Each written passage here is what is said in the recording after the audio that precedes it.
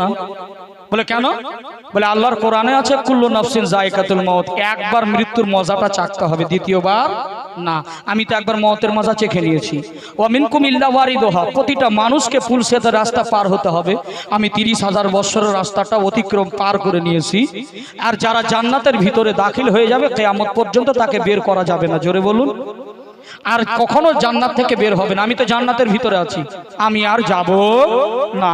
আল্লাহর হুকুম হয়েছে বাবা। আল্লাহ বললেন কে মালিকুল মউত, তার জন্য একটা ঘর তৈরি করে দাও। ইদ্রিস আলাইহিস সালাম ওই ঘরের ভিতরে থাকবে। জোরে বলুন সুবহানাল্লাহ।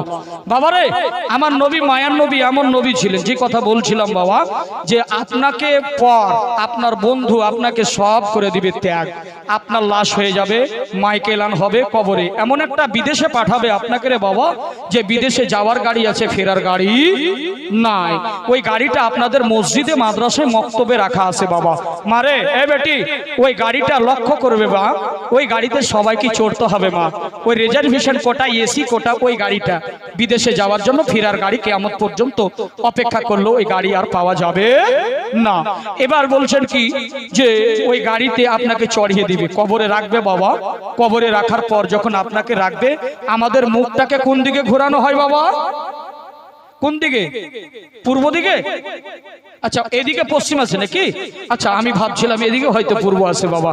আচ্ছা, পশ্চিম দিকে ঘুরিয়ে দেয় কেন বাবা? পশ্চিম দিকে ঘুরিয়ে দেয়, ওই মা তোমরা জানো না, কবরে 3টা বাঁধন ছোট দেওয়া হয়, গিট দেওয়া হয়, সব গিট খুলে দেওয়া হয়, মুখটাকে কেবলার দিকে ফিরিয়ে দেওয়া হয় না ভাই? ফিরিয়ে দেওয়া হয়।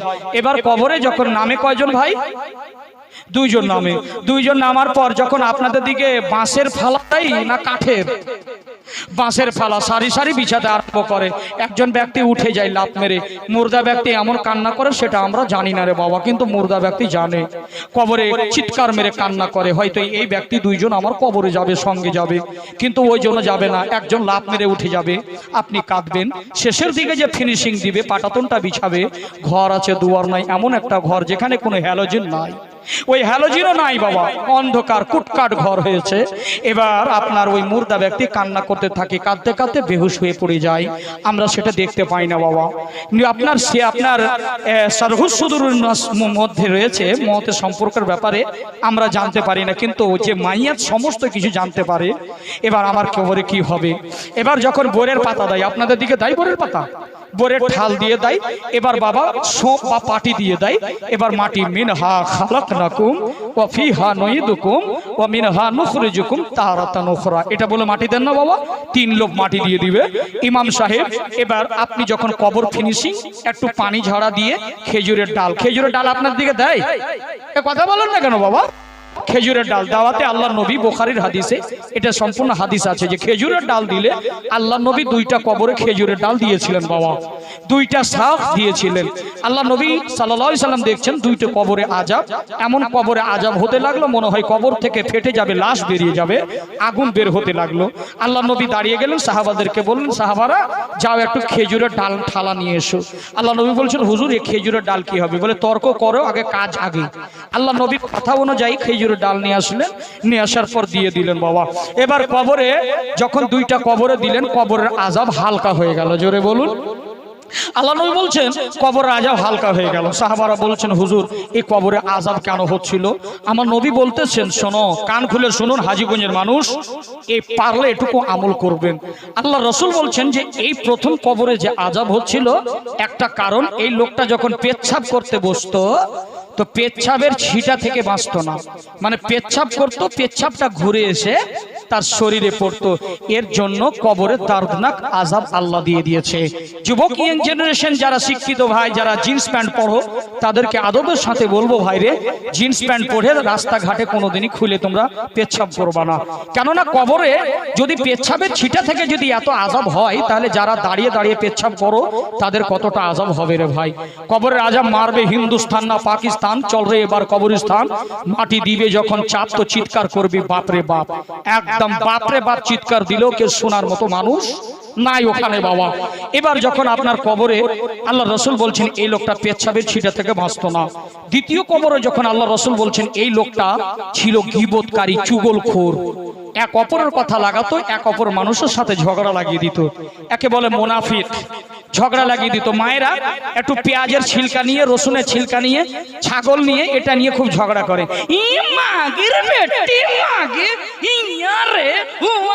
বলে না এদের মুখ নয়, এদের আখার মুখ। বাবারা যখন মুখ এদের খুলে না, তখন এদের মুখে বেলেট চলে আসে। রাগ করবেন না মা, এত যে গালি জানে যতটা আপনিও পারবেন না জীবনে, বাপ দাদার কারণও শুনেননি, এমন এমন গালি জানে। তো বাবা এই কবরে আপনার বলছে এই লোকটা এক অপরের সাথে ঝগড়া করত, মিথ্যা কথা বলতো, এক অপরের সাথে ফিতনাগিরি করতো। মানে এ মৌলভী সাহেবটা ভালো না, এই আমাদের ওটা ভালো না, এটা গীবত হয়ে গেল বাবা। আল্লাহ রসুল বলছে এই লোকটার চরিত্র তাই ছিল, এর জন্য কবরে আল্লাহ দর্দনাক আযাব দিয়েছে। আল্লাহু আকবার। আচ্ছা বলুন তো বাবা, আমরা এই গুনাহ থেকে বাঁচতে পারবো বাবা? বাঁচা যাবে কি যাবে না? প্রকৃত মুমিন ততক্ষণ পর্যন্ত হতে পারবে না যতক্ষণ পর্যন্ত ওই ব্যক্তিটা মজাকে মিথ্যা কথাও না ছেড়ে দিবে। বুঝেছেন বাবা? আপনি একজন প্রকৃত আপনি মুসলমান হতে চান, আল্লাহ রসুলের হাদিসটাকে ফলো করবেন। আল্লাহ রসুল বলেছেন যারা মিথ্যা কথা বলে ওই ফারিস্তা 3 মিল দূরে পালিয়ে যায়। আল্লাহু আকবার বলবেন না? 3 মিল দূরে। তো আমি বলছিলাম বাবা এগুলো থেকে বেঁচে থাকবেন। মায়েরা আপনাদেরকে বলছিলাম যে কবরে কথাটা বলছিলাম, ওই কবরে যখন আপনার মাটি দিয়ে ইমাম সাহেব আল্লাহুম্মা আমিন, এই মাইয়াতটিকে আল্লাহ তুমি জান্নাতবাসী করিও বিহাক্কে লা ইলাহা ইল্লাল্লাহ, হাত ঝেড়ে মাটি দিয়ে আপনি পায়ে যখন জুতা ভরতে আরম্ভ করবেন, কবরে 2টা ফারিস্তা চলে আসবে। জোরে জোরে জোরে আসবে না? আসবে না কবরে ফারিস্তা? একটু কারা হাত উঠান তো, বলেন তো কারা কারা বলছেন যে আসবে না? এই যে দেখেন 12টা বাজেনি ভাই রে, আসবে। আমি বলেছি আসবে না, মিস্টেক হয়ে যায় বাবা। রাগ করছেন আপনারা নাকি? রাগ করেন না, 12টা বাজেনি এখনো মহব্বতে বলেন ইয়া রাসূলুল্লাহ। আলহামদুলিল্লাহ। তাহলে কবরে 2 জন ফারিস্তা আছে, আসবে না? আর কবরে ফারিস্তার সাথে সাথে আমার নবী আসবেন কিনা? বলেন আসবেন কিনা? শেষ পর্যন্ত হাজা ইসমে ইশারা নবী নিকটবর্তীকে বলা হবে। আমার নবী মায়ের নবী বলছেন সাহাবারা টেনশন করবা না, আমি নবী মোস্তফা, তোমরা যখন হতাশ ছাড়া হয়ে যাবা, তোমার কেউ ধোকা দিয়ে দিবে, সব কেউ কাছের লোক হবে না, ওই মুহূর্তে আমি রসুলে কায়নাত হয়ে যাব। জোরে বলেন সুবহানাল্লাহ। আর একটু জোরে বলেন ইয়া রাসূলুল্লাহ। নবী দরদি নবী, আমার নবী বলছেন আর একটা জায়গায় যেটা হচ্ছে পুলসিরা, তো আমার নবী বলছেন এতটা ভালোবাসেন, এর জন্য বলেন আমার দেহ মন বলে নবী নবী, আমার দেহ মন বলে নবী নবী, আমার নাসে নাস বলে নবী নবী, আমার দেহ মন বলে নবী নবী, আমার তুই নয়নে ভাসে ছবি, আমার তুই নয়নে ভাসে ছবি, আমার দেহ মন বলে। শুধু আপনারা বলবেন নবী নবী, যদি রায় বরাবরও আপনার যদি ঈমান থাকে, নবীর প্রতি ভালোবাসা, তো কেউ চুপ হয়ে থাকবে না। মায়েরাও পড়বে আস্তে, পুরুষেরা জোরে। আপনার আওয়াজ যেন আমার নবী শুনতে পায়, আর যেন দোয়া কবুল হয় সকলে। আমার দেহ মন বলে নবী নবী, আমার দেহ মন বলে নবী নবী, আমার দুই নয়নে বাসে ছবি, আমার দুই নয়নে বাসে ছবি, আমার দেহ মন বলে নবী নবী, আমার নাসে নাসে বলে নবী নবী, ইয়া রাসূলুল্লাহ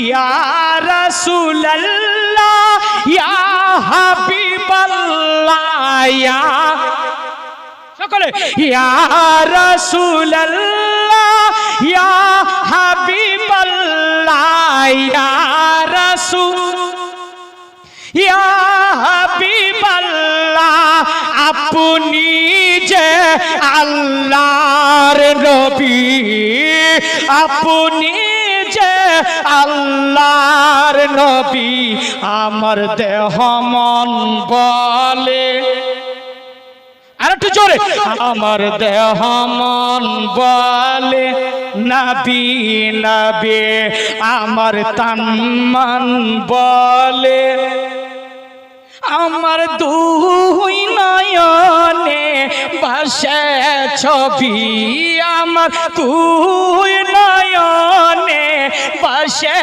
ছবি, আমার দেহ মন বলে নবী, আমার দেহ মন বলে নবী নবী। সৈয়দুল আম্বিয়া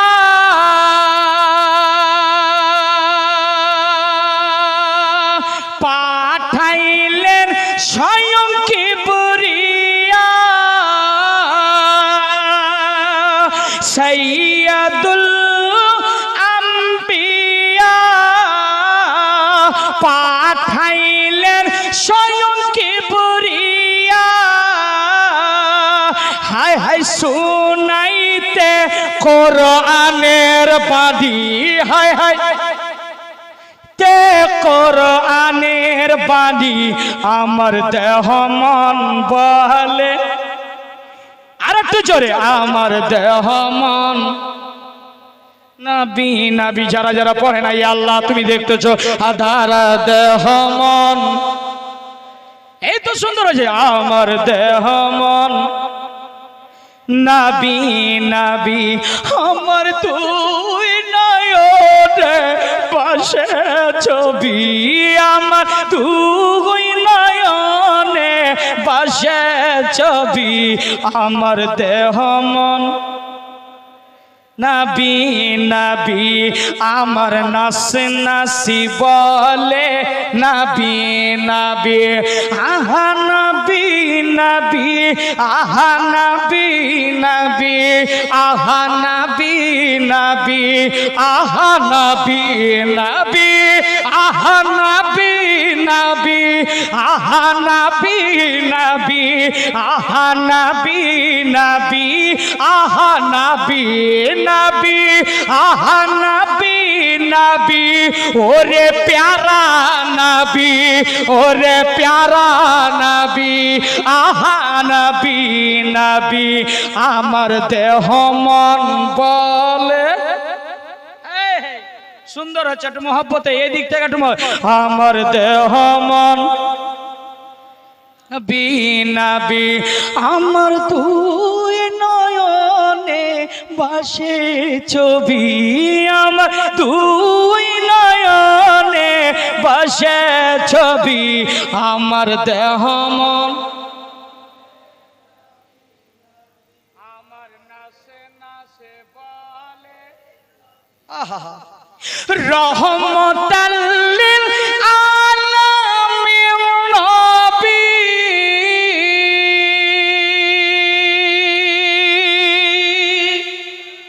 রহমতাল লিল আলামিন নবী, আপনি উম্মতের জাবিন, হায় হায় দেখাইলেন এক নূরের জ্যোতি, হায় হায় দেখাইলেন এক নূরের জ্যোতি, আমার দেহ মন নবী নবী, আমার দেহ মন নবী নবী, আমার তুই নয়নে ভাসে ছবি, আমার তুই নয়নে ভাসে ছবি, আমার দেহ মন নবী, আমার দেহ মন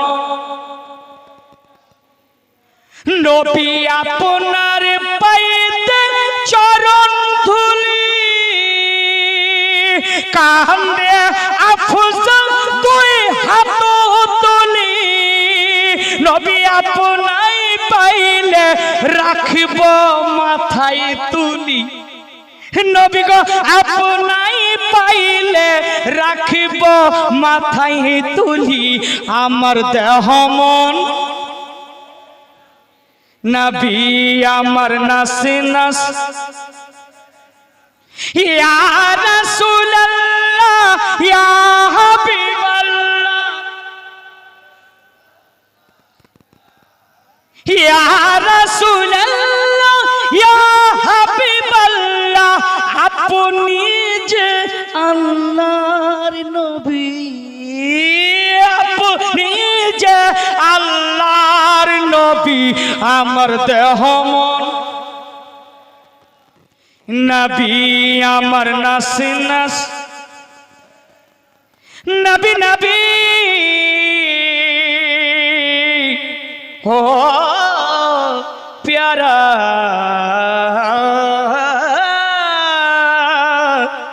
নবী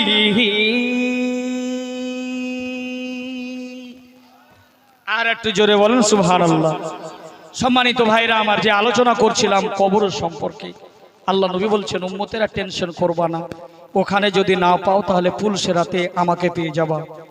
পুলসেরাতে এমন রাস্তা ওখানে পার করতে হবে, যদি তোমাদের কোনো যদি সমস্যা হয় আমি নবী মুস্তাফা হাতের ইশারায় বিজলির মতো পার করাইয়া দিব।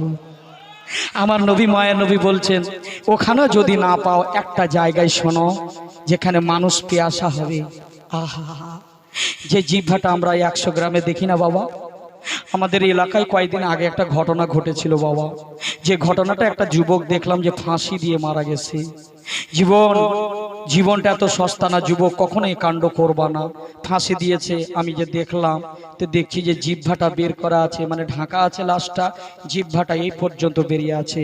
আমি তখন ভাবলাম যে আল্লাহু আকবার, মানুষের জিহ্বা এত বড় হয়। আল্লাহু আকবার। যারা ফাঁসি দেখেছেন তাদের দেখবেন জিভটা কত বড় হয়ে যায়। দেখা যায় 100 গ্রামের জিভ নাকি বাবা, কিন্তু ওই জিভটা দেখে আছে এখান থেকে বের হয়ে আছে।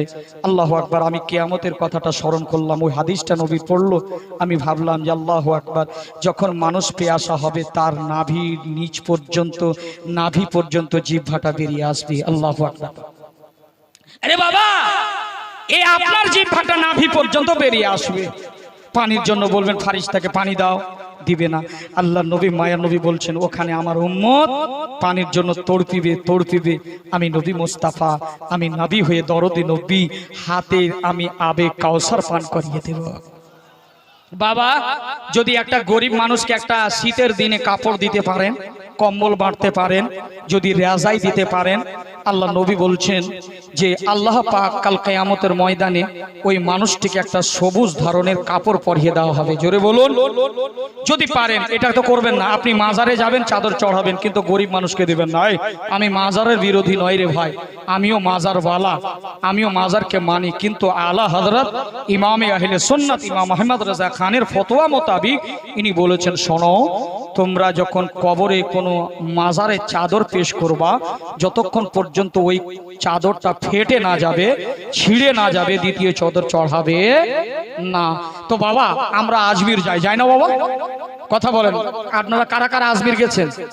আজমির গেছেন? একটা, দুটা, তিনটা, চারটা, পাঁচটা, 10টা, বাকি জাননি। যদি পারেন তো যায়েন। আমার আতায়ে রসুল নবী মুস্তাফা, যাকে স্বয়ং ভারতের বুকে আমার রসুল পাঠিয়েছেন, খাজা মঈনুদ্দিন চিশতিকে। জোরে বলুন সুবহানাল্লাহ। যে খাজা বাবা, লাগলো খাজার মেলা রে, উঠিল মনের জ্বালা রে, খাজা খাজা বলে দিবানা। একটু জোরে বলুন না সুবহানাল্লাহ।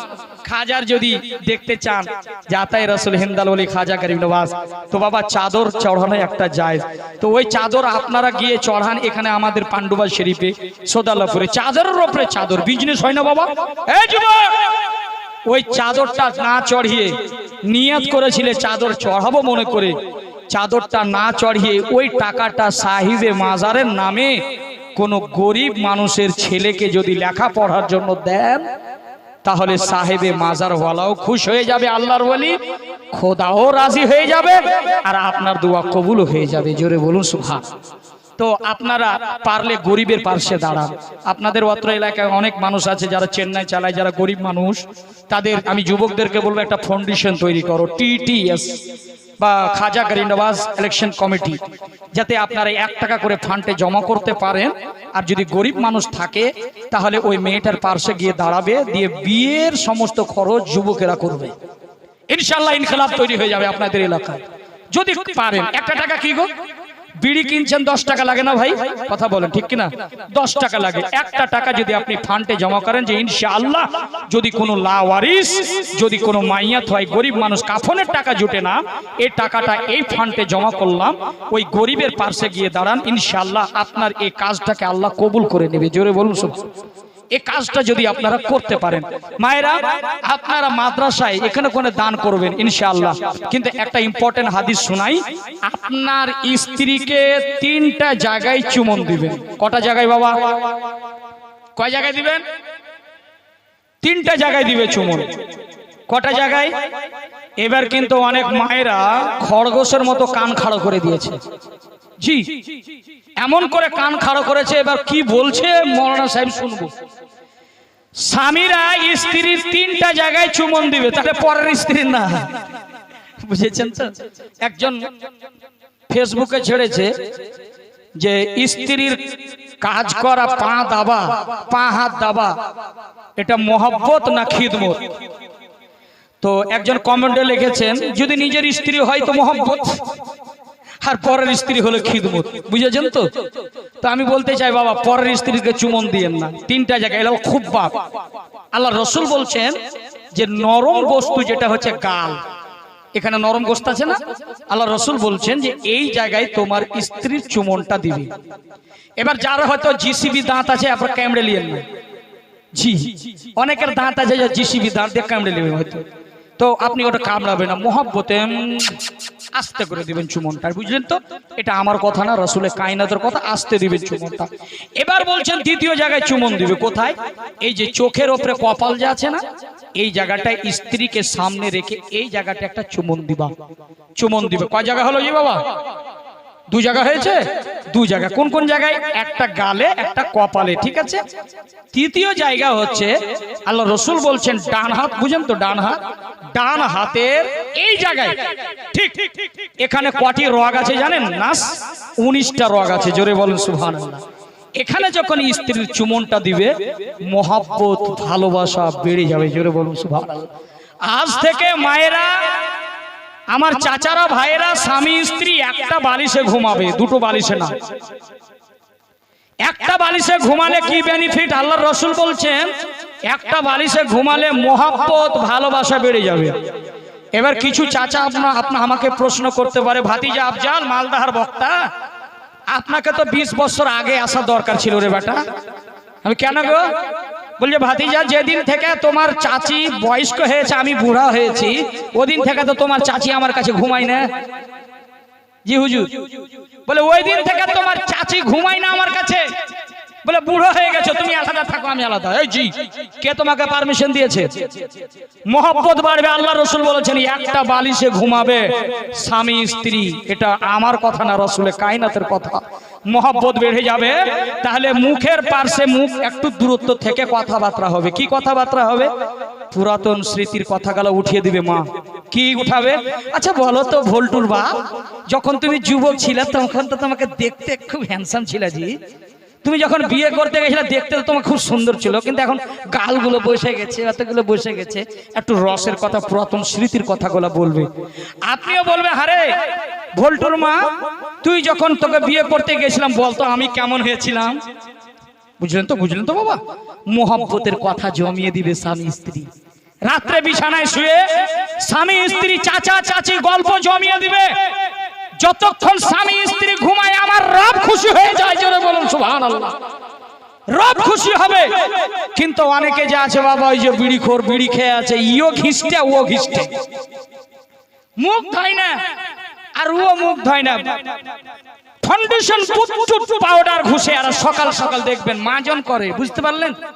এরা কোনোদিনই বাপের জন্মে নিমের দাঁতলো করে না। যারা হয়তো ভালো টাকা পয়সা আছে তারা বেরাস নাকি বলেন, এরা নিমের দাঁতলো করে না। এরা কি করে জানেন? ওই বুচুট পাউডার নিয়ে জিভটাও পরিষ্কার করে না। আচ্ছা বলেন, সব চাইতে মানুষের দুর্গন্ধ মুখ দিয়ে বের হয় না? আল্লাহর রাসূল বলেছেন আর পদ্ধতিও শিখিয়েছেন যে 5 ওয়াক্ত নামাজে মিসওয়াক করবে, তাকে যেন মুখটা পরিষ্কার থাকে। নাকি বাবা? মুখটা পরিষ্কার থাকলে কোনো ব্যক্তি কষ্ট পাবে না। এই বেটি, আর ये টুথ পাউডার ছাড়ো, পারলে একটা মিসওয়াক দাঁতল করো, দাঁতল নিমের দাঁতল নিয়ে ভালো করে দাঁতল করে ব্রাশ করে জিভ দানিটা পরিষ্কার করে রাত্রে স্বামী স্ত্রী ঘুমাবে। আল্লাহর কসম, স্বামী স্ত্রী যখন কথা বলবে মোহব্বত বেড়ে যাবে। জোরে বলুন সুবহানাল্লাহ। এই তো সিস্টেম, আল্লাহর রাসূল বলেছেন। আচ্ছা, আল্লাহর রাসূলের মুখ দিয়ে কখনো কি দুর্গন্ধ বের হয়েছে? বুঝেছে? বের হয়নি। কিন্তু তালিমে উম্মতকে শিক্ষা দেওয়ার জন্য আল্লাহর রাসূল মিসওয়াক করতেন। কি করতেন? মিসওয়াক। আল্লাহর রাসূল যে পাঞ্জাবিটা পরিধান করতেন, এই সামনের পকেটে থাকতো চিরুনি, সামনের পকেটে থাকতো দাঁতল। আল্লাহ রাসূল যখনই নামাজের জন্য উঠতেন দাঁতল দিয়ে মুখ পরিষ্কার করতেন। কেন? উম্মতকে শিক্ষা দেওয়ার জন্য। আল্লাহ রাসূল যে জুলফে মোবারক, ঘাড় পর্যন্ত আল্লাহ রাসূলের জুলফে মোবারক ছিল, যে জুলফে মোবারক আপনার যখন আল্লাহ রাসূল ছাড়তেন তো পূর্ণিমার চাঁদ লুকিয়ে যেত ভয়ে। জোরে বলুন সুবহানাল্লাহ। আমার নবী যখন চেহারা থেকে পূর্ণিমার চাঁদের দিকে উঠাতো, পূর্ণিমার চাঁদ গায়েব হয়ে যেত, কেননা আমার নবীর এত সুন্দর চেহারা ছিল। জোরে বলুন সুবহানাল্লাহ। ভাই, সম্মানিত ভাইরা, আমার দিনী ভাইরা, আমি যেটা কথা বলছিলাম, আল্লাহর রাসূলের কথা বলা, যেটা বলেছেন, যেটা করেছেন, কওল ও ফেলকে হাদিস